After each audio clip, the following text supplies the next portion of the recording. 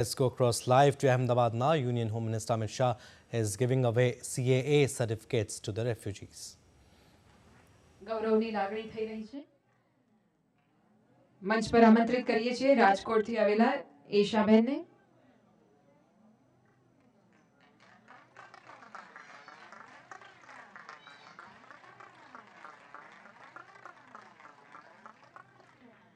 મીરાનબાઈ ફકીરો પાટણના રહેવાસી અને હવે તેમને ભારતનું નાગરિકતા પ્રમાણપત્ર પ્રાપ્ત થઈ રહ્યું છે. ખૂબ ખૂબ આભાર. વાત હોય દેશની આંતરિક સુરક્ષાની કે પછી દેશના લોકોની વચ્ચે સામાજિક સૌહાર્દની, એક તરફ પરમ સંવેદના અને બીજી તરફ અપાર શૌર્યને સતત સાથે રાખી માં ભારતીની સેવામાં સદૈવ કર્તવ્યરત અને દેશની સુરક્ષા માટે નો કોમ્પ્રોમાઇઝ એટીટ્યુડ ધરાવનાર માનનીય કેન્દ્રીય ગૃહ અને સહકાર મંત્રી શ્રી અમિતભાઈ શાહને આવો ખૂબ તાળીઓના આદર સાથે આવકારીએ.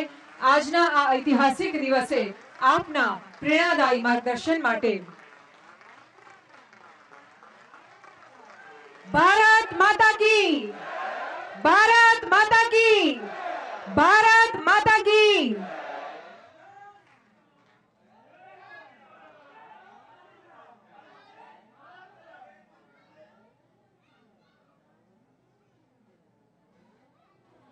वहां से बन लगता है.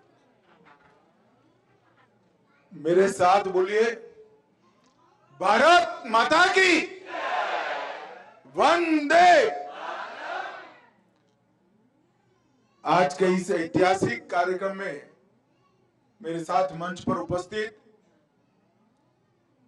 गुजरात राज्य के मुख्यमंत्री श्रीमान भूपेंद्र भाई पटेल, गुजरात राज्य के आरोग्य मंत्री श्री ऋषिकेश भाई, सहकारिता मंत्री जगदीश विश्वकर्मा जी, मेरे सांसद साथी श्रीमान नरहरि भाई, हसमुख भाई, दिनेश भाई और मंच पर उपस्थित पुलिस महानिदेशक गुजरात श्री विकास सहाय, गृह विभाग की सचिव निपुणा तोरवणे जी, जिनके तत्वाधान में ये नागरिकता देने का कार्यक्रम चल रहा है, वो आद्रा अग्रवाल जी, और आज मंच पर बैठे हुए सारे विधायक भाई, विधायक बहनें, और आज गुजरात भर से कई जिलों से आए हुए शरणार्थी अब तक कहलाते थे, आज से भारत माता के परिवार में आप लोग शामिल हो जाएंगे. ऐसे मेरे प्यारे भाइयों और बहनों, आप सभी का स्वागत है. मित्रों, आज मेरे जैसे समाज जीवन के कार्यकर्ता के लिए एक बहुत भावुक क्षण है, क्योंकि ये सीए सिर्फ देश के लाखों लोगों को, देश में बस रहे लाखों लोगों को नागरिकता देने का कार्यक्रम नहीं है. सीए देश में बस रहे लाखों शरणार्थियों को न्याय देने का और अधिकार देने का कार्यक्रम. और पास्ट में भारत सरकार, जो कांग्रेस पार्टी और इनके साथियों ने चलाई, इनकी तुष्टीकरण की नीति के कारण सन 47 से लेकर 2014 तक जो लोग देश की शरण में आए, उनको अधिकार नहीं मिला, उनको न्याय नहीं मिला. उनकी प्रताड़ना पड़ोसी देशों में तो हुई, क्योंकि वो हिंदू थे, जैन थे, बौद्ध थे, सिख थे, मगर उनकी प्रताड़ना अपने देश में भी हुई, यहां पर भी हुई. लाखों करोड़ों लोग 3-3 पीढ़ियां हो गई, न्याय के लिए तरसते रहे, मगर एक इंडी अलायंस की तुष्टीकरण की नीति ने इस शरणार्थियों को न्याय नहीं दिया. और भारतीय जनता पार्टी के नेता नरेंद्र मोदी जी ने इनको न्याय देने का। मैं आज सीएए के बारे में थोड़ा डिटेल बताना चाहता हूं कि सीएए क्यों लाना पड़ा। किसी भी देश का विभाजन धर्म के आधार पर नहीं होना चाहिए, मगर भारत का विभाजन आजादी लेते वक्त धर्म के आधार पर किया गया, और जब भारत का विभाजन धर्म के आधार पर किया तब भयानक दंगे हुए। स्वाभाविक था होंगे, मगर विजुलाइज नहीं कर पाए। अभी अभी 14 अगस्त को ही पूरे देश ने विभाजन विभीषिका दिन मनाने का काम किया है। भारत के करोड़ों लोग ये भूल नहीं सकते कितनी पारावार वेदना जो हिंदू, बौद्ध, सिख, जैन पाकिस्तान, अफगानिस्तान, बांग्लादेश में रहते थे उनको सहन करनी पड़ी। हम नहीं भूल सकते। परिवार के परिवार उजड़ गए, करोड़ोंपति, अरबोंपति हमारे गांधीधाम में रोड पर आकर सब्जी बेचने के लिए मजबूर हो गए। इससे ज्यादा अत्याचार पूरे दुनिया में कहीं नहीं। और उस वक्त विभाजन का फैसला तो किया, मगर जब ये परिणाम आने लगे, कांग्रेस के सभी नेताओं ने वादा किया था कि पड़ोसी देशों से जो शरणार्थी आते हैं, हिंदू आते हैं, बौद्ध आते हैं, सिख आते हैं, जैन आते हैं, उनको नागरिकता दी जाएगी। आपको भारत अपने यहां स्वागत करेगा। करना भी चाहिए था। बड़ा उचित निर्णय कांग्रेस के नेताओं ने लिया था, मगर जैसे जैसे चुनाव आया वो निर्णय से मुकरते गए। सन 47 में किया हुआ वादा, 48 में किया हुआ वादा, 50 में किया हुआ वादा, जवाहरलाल नेहरू ने किया हुआ वादा, महात्मा गांधी का आह्वान, वो सब भुला दिया गया। क्यों? क्योंकि उनको लगा कि इनको नागरिकता देंगे तो हमारी वोट बैंक नाराज हो जाएगी, और तुष्टीकरण के कारण ये लाखों करोड़ों लोगों को नागरिकता से वंचित रहना। इससे बड़ा कोई पाप नहीं हो सकता, इससे बड़ा कोई पाप नहीं। वो वहां से भाग कर आए, प्रताड़ना झेल कर आए, अपना परिवार कई लोगों ने गंवाया, कई माताओं बहनों के साथ अत्याचार किए गए, करोड़ों की संपत्ति छोड़कर आए, और यहां आए, यहां उनको नागरिकता भी नहीं दी। 47 से मोदी जी प्रधानमंत्री बने तब तक 47 से 19 और 19 से 24 ये यात्रा इस देश का इतिहास हमेशा याद रखेगा। मैं आज इस मंच से जिन जिन लोगों ने सरकारें चलाई उनको पूछना चाहता हूं, क्या दोष था इन लोगों का जो अपनी बहन बेटियों को बचाने के लिए यहां है, अपनी संपत्ति को, अपने धर्म को, अपने सम्मान को बचाने के लिए आए? वो क्यों भारत के नागरिक नहीं बन सकते? एक और तो सीमा से आपने घुसपैठ कराई, करोड़ों घुसपैठियों को आने दिया, अवैध रूप से उनको नागरिक बना दिए, और जो कानून को मानते हैं, आपको एप्लीकेशन की, उनको कहते हैं कानून में इसकी जगह नहीं है। कानून लोगों के लिए होता है, कानून के लिए लोग नहीं होते। हमने 2014 में वादा किया था कि अगर भारतीय जनता पार्टी को मैंडेट मिला तो हम सीए लाएंगे, और 2019 में हम सीए लेकर आए। और करोड़ों हिंदू, करोड़ों जैन, बौद्ध, सिख जिनको न्याय नहीं मिला था, उनको न्याय देने की शुरुआत हुई। मैं आज इस मंच से स्पष्टता से कहना चाहता हूं, मैं काफी समय चुप रहा हूं। ये कानून पारित हुआ था 19 में। 19 में कानून पारित होने के बाद भी सबको भड़काया गया कि इससे मुसलमानों को अन्याय होगा, मुसलमानों की नागरिकता चली जाएगी। मैं आज फिर से स्पष्ट करना चाहता हूं मेरे मुस्लिम भाइयों बहनों के लिए, ये कानून में किसी की नागरिकता लेने की कोई प्रोविजन नहीं है।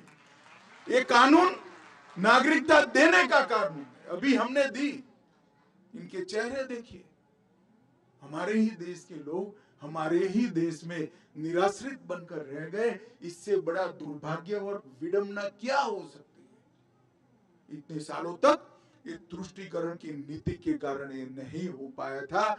नरेंद्र मोदी जी ने 19 में कानून लाने का फैसला दिया और मुझे संसद में वो कानून को पारित करने के लिए रखने का सौभाग्य। 19 में कानून पारित होते हुए भी आज 188 परिवार यहाँ खुशहाल खड़े हैं। क्यों नहीं मिला भाई 19 से 24? आपको देश में दंगे कराए गए, अल्पसंख्यकों को भड़काया गया। और मैं आज स्पष्टता के साथ कहना चाहता हूं, ये अफवाहें फैलाई गई थी सीएए की कानून से किसी की नागरिकता नहीं जाती। हिंदू, बौद्ध, सिख, जैन जो शरणार्थी मेरे भाई बहन आए हैं उनको नागरिकता और सम्मान देने का कार्यक्रम है, अधिकार। और आज भी कुछ राज्य सरकारें हैं जो लोगों को गुमराह कर रही। मैं आज मंच से देश भर के शरणार्थी भाइयों को कहता हूं कि आप बेझिझक एप्लीकेशन करिए, नागरिकता प्राप्त करिए, आराम से करिए। इससे पास्ट में अगर आपकी नौकरी है तो वो चालू रहेगी, आपका मकान है वो आपके नाम पर ही रहेगा, आपके सारे काम जो है वो रिट्रोस्पेक्टिव इफेक्ट से सुधारने। इसमें कोई क्रिमिनल केस का प्रोविजन नहीं, सबको पार्डन दिया गया है। और पार्डन इसलिए लिया है कि सरकार के कारण ये देरी हुई, आपके कारण नहीं हुई।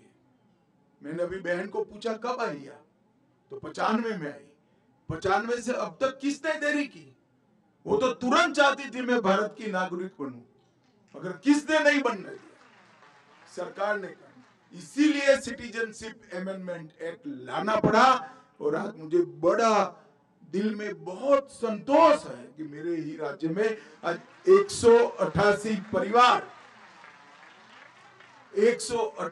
परिवार मां भारती के परिवार बनकर, हमारे भाई बहन बनकर हमारे साथ सम्मान के साथ। और मैं आज अपील करना चाहता हूं देश भर के शरणार्थी भाइयों बहनों को, कोई भी गुमराह करे, कोई भी पार्टी करे, मैं पार्टियों का नाम नहीं लेना चाहता, मगर आप मत मानिएगा। ये कानून आपको न्याय देने के लिए है। आपके साथ जो अत्याचार हुए हैं इसकी क्षमा के साथ परिमार्जन के लिए आपको सम्मान देने का कानून। जो विभाजन की विभीषिका को झेले हैं और बाद में भी जो वहां रहे, आज हमें पूछते थे संसद में मुझे विपक्ष के मित्र, क्यों ये कानून, क्यों ऐसा? मैं आज उनको कहना चाहता हूं, जब विभाजन हुआ तब बांग्लादेश में 27% हिंदू था, 27%। आज 9% है। कहां गया? जबरन धर्म परिवर्तन कराया गया है। 27% हिंदू था। या तो वो यहां आए, शरण में आए, या धर्म परिवर्तन कर। क्या उनको अपनी इच्छा के अनुसार अपने धर्मों में जीने का अधिकार नहीं है क्या? अगर पड़ोस के देश में अपने सम्मान के साथ जी नहीं सकते, हमारी शरण लेकर आते हैं, तो हम क्या करेंगे? हम मूक दर्शक बनकर बैठ नहीं सकते। ये नरेंद्र मोदी सरकार है, आपको न्याय मिलेगा और जरूर। और सालों से इस शरणार्थियों की मांग थी। 19 में मोदी जी ने अपनी दृढ़ राजनीतिक इच्छा शक्ति के कारण एक फैसला लिया, कानून पारित हुआ, आंदोलन हुए, कुछ जगह पे हिंसक घटनाएं भी हुई। जो हुआ हुआ, अंततोगत्वा 24 के चुनाव के पहले हमने रूल्स बनाकर अधिकार दे दिया और आज सर्टिफिकेट भी दे दिया आप लोगों को। आप सभी का हृदय से भारत माता की संतान है नाते इस देश में मैं स्वागत करता हूं और बड़े सम्मान के साथ आप जियोगे, इसका मैं विश्वास भी दिलाता हूं।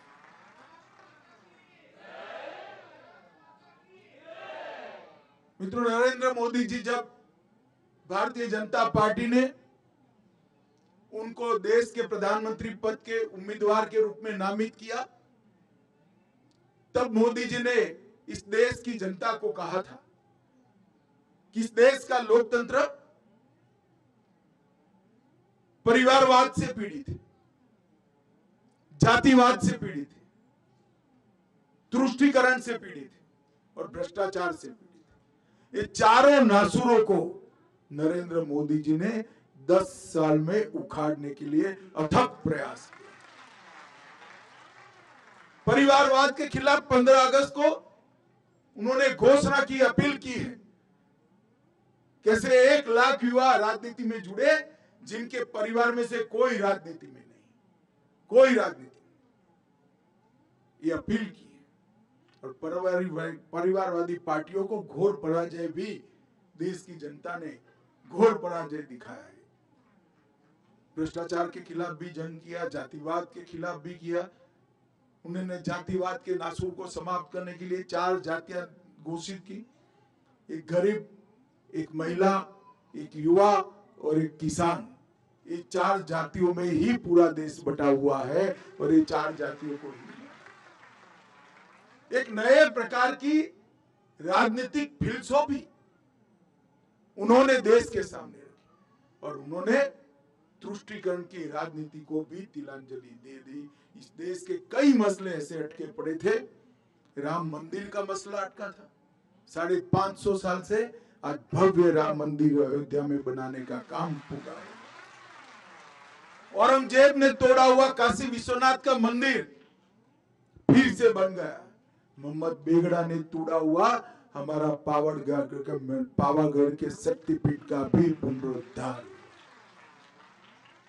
इस देश में ट्रिपल तलाक को समाप्त करने का काम भी नरेंद्र मोदी जी ने किया। आतंक की फैक्ट्री जिस सोच के कारण जन्मी थी, जिस सोच के कारण चलती थी, वो सोच को पोषण करने वाला धारा 370 नरेंद्र मोदी जी ने नाबूद कर दिया और करोड़ों हिंदू, सिख, बौद्ध, जैन भाइयों को जो अन्याय करने वाला, उनका अधिकार से वंचित रखने वाला कानून का संशोधन अटका था, वो सीएए का संशोधन भी नरेंद्र मोदी जी ने लाकर देश के अंदर एक न्याय का वाक़। मैं अंत में फिर से एक बार देश भर के शरणार्थी भाइयों बहनों को अपील करना चाहता हूं।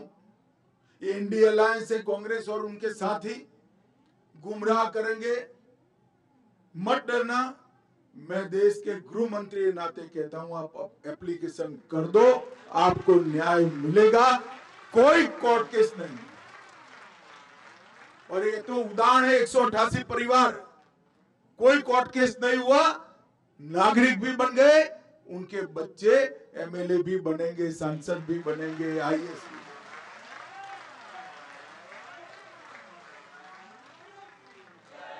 जो लोग गुमराह कर रहे हैं उनको मालूम होना चाहिए कि आप इनके साथ अन्याय कर रहे हो। आप में तो हिम्मत नहीं थी वोट बैंक के कारण कानून लाने की, मोदी जी लाए हैं, कम से कम इसका इम्प्लीमेंटेशन करने के लिए हमारा समर्थन करें। मित्रों, आज मुझे अत्यंत खुशी है, बहुत बड़ा दिन है आज मेरे लिए कि मेरे ही गुजरात में 188 परिवार जो आज तक शरणार्थी थे, अब भारत माता की संतान बनकर हम सबके साथ जिएंगे, गौरव के साथ जिएंगे। मैं ये परिवारों को बहुत बहुत बधाई देता हूं। गुजरात सरकार और जनगणना का कार्यालय दोनों ने इसके लिए बहुत तेजी से काम किया है, अच्छे फैसले करे हैं और इनको न्याय दिला है। उन लोगों को भी बहुत बहुत बधाई और शुभकामना देकर मेरी बात समाप्त करता हूं। मेरे साथ जोर आवाज से जो लोग तुष्टीकरण कर रहे हैं, इनके बहरे कानों तक पहुंचे ऐसी आवाज से बोलिए, भारत माता की, भारत माता की, वंदे वंदे वंदे।